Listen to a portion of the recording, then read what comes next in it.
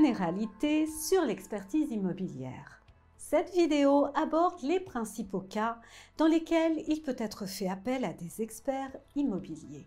Quelques suggestions seront données quant à la forme que peut prendre le rendu des conclusions de l'expert. Enfin, la question délicate de la précision de l'expertise sera abordée. Dans quel cas peut-il être fait appel à un expert ? Dans le domaine amiable, il y a de nombreux motifs de recours à l'expertise. Voyons quelques cas fréquemment rencontrés en précisant que l'absence d'accord peut aboutir à un procès et à une expertise judiciaire.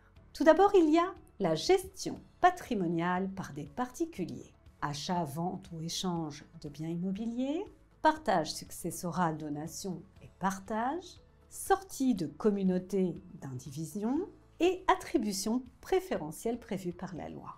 Puis, il y a les déclarations fiscales, déclaration de succession ou déclaration d'impôt sur la fortune immobilière.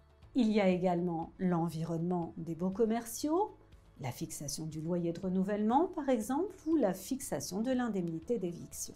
Il y a également la vie sociale d'une entreprise, fusion, apport, cession et achat, mais aussi préparation des bilans, obligations particulières des sociétés d'assurance et des sociétés civiles de placement immobilier, les SCPI. Puis il y a l'expertise pour prêt, évaluation des garanties hypothécaires, détermination de la mise à prix du soutien d'enchères en cas de vente sur saisie, acceptation ou non d'une vente à l'amiable avec perte et détermination des provisions comptables. Quels sont les types d'intervention de l'expert ? La charte de l'expertise a précisé les missions qui peuvent être confiées aux experts. Tout d'abord, le terme « avis de valeur » est souvent utilisé, mais il a été écarté car il consiste en une estimation fournie par des experts qui n'agissent pas dans le cadre strict de la charte. Elle définit ensuite 8 grandes catégories de missions que nous allons aborder. L'évaluation immobilière ou expertise immobilière. Le terme d'expertise fait référence à une visite du bien évalué, quelle que soit la forme du rendu des conclusions. Selon la charte, ce rendu peut être exprimé sous 3 formes. Rapport d'expertise détaillé tout d'abord. Il s'agit de la visite du bien par un expert, si possible dans son intégralité. Cependant, si le patrimoine est très important et constitué d'ensembles assez homogènes, une visite exhaustive et complète n'est pas toujours possible. L'expert décidera de l'échantillon visité en accord avec son client. Le rapport comprend la mission, les clauses de non-divulgation et d'utilisation, la localisation géographique, la description du bien, l'appréciation qualitative, l'évaluation, les conclusions et les annexes. Puis, il y a le rapport d'expertise résumé. Les prestations et les diligences effectuées par l'expert sont en principe identiques. Seule la présentation des conclusions à changer est en plus synthétique et concise. Le rapport d'expertise résumé consiste en une visite du bien par l'expert dans les mêmes conditions que le rapport d'expertise détaillé. Enfin, il y a le certificat d'expertise. Un certificat d'expertise est une forme de rapport d'expertise résumé couramment utilisé pour des expertises répétitives ou concernant un grand nombre de biens. Il se caractérise par une présentation synoptique et standardisée de l'expertise immobilière. L'actualisation d'une expertise antérieure. De plus en plus souvent, les immeubles font l'objet d'évaluations successives à de courts intervalles. Dans ce cas, une actualisation d'expertise antérieure, également appelée certification intermédiaire, a lieu. Cette actualisation peut se faire avec ou sans nouvelle visite de l'immeuble. L'avis sur dossier ou la révision sur dossier. Le terme d'avis sur dossier implique que le bâtiment n'a pas été visité. Les conclusions sont généralement résumées et brèves. Le contrôle de cohérence d'une expertise. L'expert peut avoir été chargé de donner un avis sur le rapport d'expertise immobilière d'un confrère. Il peut s'agir d'un contrôle de cohérence simplifié ou d'un contrôle de cohérence approfondi, ce dernier impliquant une vérification de la pertinence des valeurs et des hypothèses de travail qui ont permis aux confrères de parvenir à des conclusions chiffrées. La revue ou certification des conclusions d'une expertise initiale d'un tiers. N'oublie pas de t'abonner à notre chaîne pour ne manquer aucune de nos prochaines vidéos. Et surtout, pense à liker si le contenu te plaît. Il peut être demandé à un expert de faire deux types distincts d'intervention sur les évaluations. Une revue des valeurs qui inclut un contrôle de cohérence approfondie et l'énoncé d'une valeur concordante ou non, et une certification ou une validation des valeurs du premier expert, le second expert s'engageant sur les conclusions de la première évaluation.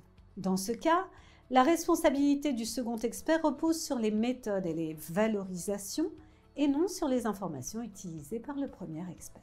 L'audit immobilier. Il s'agit d'un examen détaillé des données relatives à un bien dont l'expertise détaillée est soit le préalable, soit le plus souvent l'aboutissement. Les études diverses. C'est l'ensemble des interventions qui ne peuvent être assimilées à des expertises, même si une évaluation ou une expertise en est le point de départ ou l'aboutissement. De façon non exhaustive, nous pouvons citer l'exemple des analyses prospectives, des études de mise en valeur ou d'aménagement, des études de faisabilité d'un projet immobilier. Dans tous les cas, lorsqu'un expert ne produit qu'un seul document, il est souhaitable de faire une distinction claire entre l'expertise elle-même et les études, ceci pour éviter toute confusion. L'expertise conjointe avec rapport commun. Les experts sont mandatés conjointement par le client et leurs interventions respectives sont précisées. Ils produisent un rapport commun qui doit indiquer, le cas échéant, les éventuelles divergences entre les deux experts. La précision d'une expertise. Est-il facile ou difficile d'estimer un immeuble?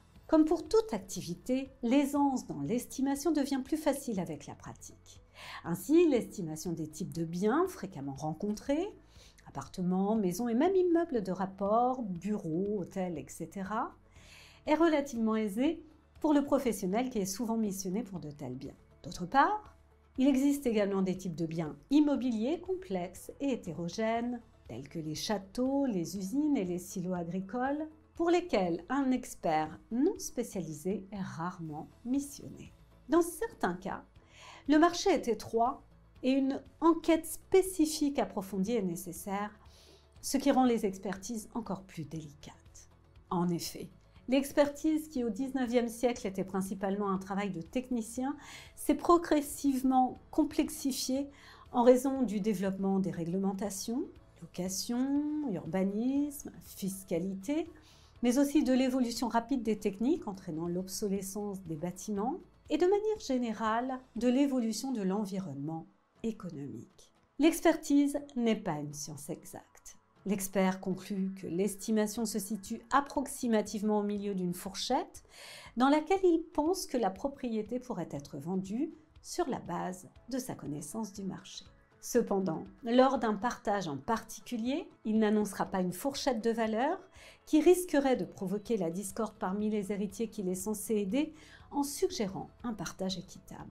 Dans le monde des experts, il est tabou de parler de la précision ou de l'imprécision d'une expertise, et même si les chiffres suivants peuvent déstabiliser certains clients, donnons avec modestie quelques indications. Pour les biens courants relevant d'un large marché, se situer toujours dans une fourchette de plus 5% à moins 5% de la valeur vénale est un objectif très ambitieux. Aucun expert ne peut affirmer qu'il s'est toujours situé dans une fourchette de plus 10% à moins 10%.